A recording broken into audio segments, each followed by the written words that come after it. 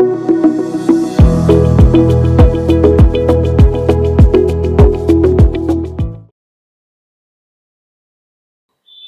நேரம் வியூவர்ஸ் அனைவருக்கும் வணக்கம். நான் உங்கள் டாக்டர் ராஜலட்சுமி, சித்த மருத்துவர். இந்த பதிவுல நம்ம எதை பற்றி பார்க்க போறோம்னா, மலச்சிக்கலுக்கு வீட்லயே நம்ம எளிமையாக ஃபாலோ பண்ணக்கூடிய சில இதைதான் நம்ம பார்க்க போறோம். ரெமடிஸை தான் நம்ம பார்க்க போறோம். ஆக்சுவலா மலச்சிக்கல் தாங்க ஒரு மனுஷனுக்கு பல நோய்களை ஏற்படுத்தும். சாதாரண வயிறு உப்புசம் இருந்து கேன்சர் வரைக்கும் கொண்டு போய் விடுது அப்படின்னு அதற்குரிய காரணம் மலச்சிக்கல் தான். மலச்சிக்கல்னா என்ன? நிறைய பேர் மலச்சிக்கல்னா என்ன நினைக்கிறாங்கன்னா, டாய்லெட் போகல அப்படின்னாதான் மலச்சிக்கல், அது கூட 2 நாள். ஆக்சுவலா மலம் கழிப்பதற்குன்னு சில விதிமுறைகள் இருக்கு. நம்ம பல பதிவுகளை சொல்லியிருக்கோம். ஏன் பாத்தீங்கன்னா தினமும் மலம் கழிக்கணும் அப்படின்னு. சோ அதுல ஃபர்ஸ்ட் மலச்சிக்கல்னா எப்படி இருக்கக்கூடாதுன்னா, காலையில் எழுந்தவுடன் மலம் கழிக்கணும். நம்மளுடைய முதல் மலம் 7 மணிக்குள்ள நம்ம கழிச்சிடணும். அது ரொம்ப முக்கியம். 7 மணியை தாண்டி நம்ம மலம் கழித்தோம் அப்படின்னா அது மலச்சிக்கல் தான். அடுத்து மலம் கழிக்கும் பொழுது நம்ம ஸ்ட்ரைன் அப்படியெல்லாம் இருக்கக்கூடாது.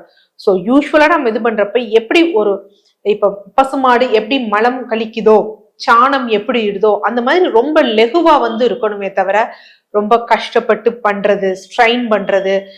சில பேர் கேட்போம், எவ்வளவு நேரம் டாய்லெட்லனா, நான் 5 மினிட்ஸ் இருப்பேன், 6 மினிட்ஸ் இருப்பேன், 15 மினிட்ஸ் இருப்பேன். ஆக்சுவலா 15 மினிட்ஸையே குவைட் நார்மல்னு நினைச்சிட்டு இருக்காங்க. மேக்சிமம் 3 நிமிடங்கள் தான். ஒருத்தர் மலம் கழிக்கிறதுக்கு ஃபுல்லா எவாக்குவேட் வெளியே தள்ளுறதுக்கு 3 நிமிடங்கள் தான் எடுத்துக்கணும். அது ரொம்ப முக்கியம். அப்படி இல்லைனாலும் அது மலச்சிக்கல் தான். மலம் கழிக்கும் பொழுது அதனுடைய ஃப்ளோ கண்டினியூட்டி இருக்கணும். சில பேருக்கு அப்படியே ஒரு மாதிரி ஒரு கேப் விட்டு வர்றது, காற்று வர்றது, நீர் வர்றது, அப்படி இருக்கக்கூடாது. இதுல எந்த பிரச்சனைகள் இருந்தாலும் அது மலச்சிக்கல் தான். யூஸ்வலா என்ன அப்படின்னா, நம்மளுடைய முன்னோருடைய வாக்குகள் சில இருக்குது, வழக்குகள்ல சொல்றது என்ன அப்படின்னு பாத்தீங்கன்னா, காலையில் எழும்பொழுது மனச்சிக்கல் இல்லாமல் எழணும். நம்ம முன்னோர்கள் யூஸ்வலா வாய்மொழி வழக்குல ஒண்ணு சொல்லுவாங்க. என்ன அப்படின்னா, காலை எழும்பொழுது மலச்சிக்கல் இல்லாமல் இருக்கணும், இரவு தூங்கும் பொழுது மனச்சிக்கல் இல்லாமல் இருக்கணும். இது 2ம் இல்லாமல், அதாவது கரெக்டா ஒரு மனிதனுக்கு போறான் அப்படின்னா அவன் தான் ஆரோக்கியமானவன், அவன் தான் ரொம்ப பெர்ஃபெக்ட் ஆனவன், அவன் தான் ரொம்ப ஃபிட் ஆனவன் அப்படின்னு. எனக்கு அது இல்லை இது இல்லை, அதுக்கு நான் மருந்து சாப்பிட்டு என் சுகர் கண்ட்ரோல்ல இருக்கு, இல்ல நான் ஹைட்டுக்கு ஏத்த வெயிட் இருக்கேன் அப்படிங்கறதெல்லாம் கிடையாது. காலை எழுந்தவன் மலம் கழிக்கணும். இரவு படுக்கும் பொழுது எந்த கஷ்டம் இல்லாம போனோமா, படுத்தோமா, தூங்குனமா இருக்கான் அப்படின்னா அவன் ஒரு பெர்ஃபெக்டான வாழ்க்கை வாழ்றான் அப்படிங்கறது அர்த்தம். சரி, இந்த மலச்சிக்கல் அப்படிங்கிறப்ப நம்ம ஒரு 4 விஷயத்த நம்ம மைண்ட்ல வச்சுக்கணும். மலச்சிக்கல் ஏற்படாமல் இருக்கணும் அப்படின்னா, நமது வயிறுகள்ல சுரக்கக்கூடிய அமிலம் சீரா இருக்கணும். 2வது என்ன அப்படின்னு பாத்தீங்கன்னா, பித்த நீர் சுரப்பு, பித்த நீர் செறிவு, அதாவது பைல் இருக்கு பாத்தீங்களா, அது சீரா இருக்கணும். 3வது என்ன அப்படின்னா, ஆரோக்கியமான மைக்ரோப்ஸ் நம்மளுடைய கட்ல இருக்கணும். 4வது போதுமான அளவு நார்ச்சத்து இருக்கணும்.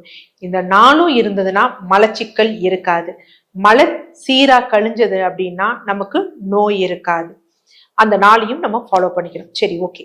இதுக்கு நல்ல ஒரு ரெமடிஸ் அப்படிங்கிறப்ப என்னன்னா, மெயின் விஷயம் எல்லாருக்கும் யூனிவர்சலா பொருந்தக்கூடிய ஒரு விஷயம் என்ன அப்படின்னா, திரிபலா சூர்ணம். கடுக்காய், நெல்லிக்காய், தாண்டிக்காய் எல்லோரும் எல்லா வயதிலும் எல்லா நோயினரும் எடுக்கலாம். கிட்னி ஃபெயிலியரா, ஹார்ட் பேஷண்டா, சுகரா, பிபியா, என்ன நோய், குழந்தைகளா, 1 வயதிற்கு மேற்பட்ட குழந்தைகளா, எல்லாருக்குமே திரிபலா சூர்ணம் கொடுக்கலாம். ஸோ தினமும் இரவு திரிபலா சூர்ணம். அளவு மட்டும் அவரவர் தேவைக்கு ஏற்ப, உடல் எடைக்கு ஏற்ப. ஸோ இனிஷியலா ஸ்டார்ட் பண்றீங்க அப்படின்னா 1 டீஸ்பூன் எடுத்துக்கலாம். 1 டீஸ்பூன் ஒரு 1/2 டம்ளர் வெது வெதுப்பான வெந்நீர்ல கலந்து குடிங்க. மறுநாள் பாருங்க மோஷன் எப்படி போகுது. மோஷன் அதாவது நான் குடிச்சேன், மதியத்துக்கு போச்சு, 10 மணிக்கு போச்சு, ஈவினிங் போச்சு. முன்னாடி நம்ம சில ரூல்ஸ் சொன்னோம் பாத்தீங்களா, என்ன டயத்துக்குள்ள போகணும், எவ்வளவு நேரத்துல போகணும், அதை உங்களுக்கு செட் ஆகுற மாதிரி பாருங்க. இல்ல ரொம்ப ஜாஸ்தியா போகுது, ரொம்ப அசௌகரியமா இருக்குன்னா கம்மி பண்ணுங்க. இல்ல அந்த மாதிரி இல்ல, இன்னமும் கொஞ்சம் டிஃபிகல்ட்டி இருக்கு அப்படின்னா டோஸை இன்க்ரீஸ் பண்ணுங்க. ஸோ மேக்சிமம் திரிபலா சூர்ணம் ஒரு 3.5 ஸ்பூன் வரைக்கும் சாப்பிடலாம். அடுத்து 2வது முக்கியமான ஒரு விஷயம் என்னன்னா, கருப்பு உலர்ந்த திராட்சை. விதையோடு வந்து இருக்கிறது.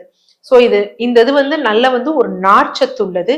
இன்னொன்னு என்ன அப்படின்னு பாத்தீங்கன்னா ஹீமோகுளோபின் லெவலையும் வந்து இன்க்ரீஸ் பண்ணும், ரத்த நாளங்கள்ல ரத்த ஓட்டத்தையும் வந்து சீர்படுத்தும். ஸோ இது ஃபைபர் கண்டென்ட் இருக்கிறதுனால இது மலச்சிக்கலை வந்து தீர்க்கும். இது எப்படி பண்ணணும் அப்படின்னு பாத்தீங்கன்னா ஒரு 20 கருப்பு உலர்ந்த திராட்சை விதையோட இருக்கிறத வந்து நல்லா வாஷ் பண்ணிட்டு இரவு வந்து நல்லா ஒரு அரை டம்ளர் வெந்நீர்ல ஊற போட்டுறணும். காலை நல்லா அதை ஸ்மாஷ் பண்ணி அந்த தண்ணியும் குடிச்சிட்டு அந்த அரைச்ச விழுது இருக்கு பாத்தீங்களா அதையும் குடிக்கணும். குடிச்சிட்டு ஒரு டம்ளர் வெந்நீர் குடிக்கணும். இப்படி குடிச்சாலே அவங்களுக்கு ஆரம்ப காலகட்டத்துல இருக்கக்கூடிய மலச்சிக்கல், குறிப்பாக வயிற்றுல புழு இருக்கு, அனிமிக்கா இருக்கிறவங்களுக்கு எல்லாம் மலச்சிக்கல் இருக்கும், அவங்களுக்கு வந்து இது நல்ல வந்து ஒரு பலன் தரும். ஈவன் வந்து பாத்தீங்கன்னா கர்ப்ப காலத்துல இருக்கக்கூடிய பெண்களுக்கு அவங்க அனிமிக்கும் சரி இல்ல மலச்சிக்கலுக்கும் சரி திராட்சாய ரசாயனம் வந்து நல்ல வந்து பலன் தரக்கூடியதா வந்து இருக்கும். குழந்தைகளுக்கு கூட இதை வந்து கொடுக்கலாம். ஒரு 7 மாதம் 8 மாதத்திற்கு மேல இருக்கக்கூடிய குழந்தைகளுக்கு என்ன அப்படின்னு பாத்தீங்கன்னா நீட்டா வாஷ் பண்ணிட்டு ஒரு 10 இல்ல 7 நைட்டு ஊற வச்சுட்டு காலையில நல்லா சுத்தமான கைகள்ல அதை நசுக்கிட்டு தண்ணீர் விட்டு குழந்தைகளுக்கு வந்து காலையில வந்து கொடுக்கலாம். அதாவது குழந்தைகள் ஆனாலும் சரி தினமும் காலையில் எழுந்தவுடன் மலம் கழிக்கணும். நம்ம அந்த ஹேபிட்டை அங்கிருந்து கொண்டு வரணும். நமது பாரம்பரியம், நமது மண், நமது மரபு, நமது தட்பவெட்ப சூழ்நிலைக்கு என்ன பண்ணணும் அப்படின்னா குழந்தைகளும் காலையில் எழுந்தவுடன் மலம் கழிக்கணும். ஏன்னா இன்னைக்கு சில மருத்துவ முறைகள்ல சொல்லப்படுது என்ன அப்படின்னா அதெல்லாம் இல்ல, குழந்தைகள் தானே 2 நாளைக்கு ஒரு தடவை இருக்கட்டும், 3 நாளைக்கு ஒரு தடவை, அதெல்லாம் இல்லை. நம் தட்பவெட்ப முறைக்கு நமது மரபுக்கு காலையில எழுந்திரிச்சோடனே குழந்தைகளும் மலம் கழிக்கணும். அடுத்து 3வது முக்கியமானது என்ன அப்படின்னு பாத்தீங்கன்னா கீரைக்காய், வெள்ளரிக்காய்ன்னு நம்ம சொல்றோம் பாத்தீங்களா, அது ஒரு முழு வெள்ளரிக்காய் நல்ல தோலை சீவிட்டு அதனுடன் அதை நல்லா சின்னதா வந்து கட் பண்ணிக்கணும். அதனுடன் என்ன பண்ணணும் அப்படின்னா லெமன் பிழிஞ்சு விட்டுட்டு நல்லா அரைச்சிடணும். அரைச்சிட்டு தினமும் படுக்க போகும் பொழுது ஒரு கிளாஸ் வந்து குடிச்சிட்டு படுக்கணும். கொஞ்சம் தண்ணீர் சேர்த்துட்டு இந்த ஜூஸ் டெய்லி இரவு குடிச்சிட்டு படுக்கணும். இதுல ரிச் நார்ச்சத்துக்கள் வந்து இருக்கு. அதே மாதிரி இதுல லெமன் ஜூஸ் எடுக்கிறதுனால என்ன அப்படின்னா இந்த குடல்ல ஏதாவது தாபிதம் அந்த மாதிரி இருந்துச்சு அப்படின்னா மைல்டா சேதாரம் அந்த மாதிரி அதைத்தான் நம்ம சொல்லணும். அந்த அதே மாதிரி உள்ள வந்து நிறைய பயோஃபில்ம் கோட்டிங்லாம் இருக்கும், தேவையில்லாத கோட்டிங்ஸ், அதெல்லாம் வெளியே தள்ளக்கூடியது இருக்கும். ஸோ இதை தினமும் இரவு குடிச்சிட்டு படுத்தாலும் அவங்களுக்கு நல்லபடியா வந்து என்ன அப்படின்னு பாத்தீங்கன்னா காலையில் எழுந்தவுடன் அவங்க வந்து மலம் கழிப்பாங்க. அடுத்தது என்ன அப்படின்னு பாத்தீங்கன்னா நல்ல ஒரு பழுத்த கொய்யா, விதைகள் இருக்கக்கூடிய கொய்யா, சிகப்பு கொய்யாவா இருந்தா சிறப்பு. ஸோ நல்ல ஒரு பழுத்த கொய்யா நார்மலா நம்ம கிரிக்கெட் பால் சைஸ் வந்து எடுத்துக்கணும். ஸோ அதை நல்லா பொடிதாக வந்து கட் பண்ணிடணும். அடுத்து 2 அத்தி இரவு வெந்நீர்ல ஊற வச்சது என்ன பண்ணணும் அப்படின்னு பாத்தீங்கன்னா 2 அத்தி, ஒரு சின்ன நம்ம வாழைப்பழம், நல்லா கனிந்த வாழைப்பழம், கருப்பு கலர்ல தோல் இருக்குது, இதை எல்லாம் நல்லா அரைச்சிடணும். அரைச்சிட்டு காலையில எந்திரிச்ச உடனே நல்லா ஒரு 1 லிட்டர் வெதுவெதுப்பான வெந்நீர் குடிச்சிட்டு 1 மணி நேரம் கழித்து இந்த ஜூஸை வந்து பருகணும். இதுல வேணும்னா கொஞ்சம் இந்துப்பு வந்து சேர்த்துக்கலாம். இன்ஃபேக்ட் இந்துப்பு சேர்க்கிறப்ப இன்னும் மலச்சிக்கலுக்கு வந்து நல்ல தீர்வு கிடைக்கும்.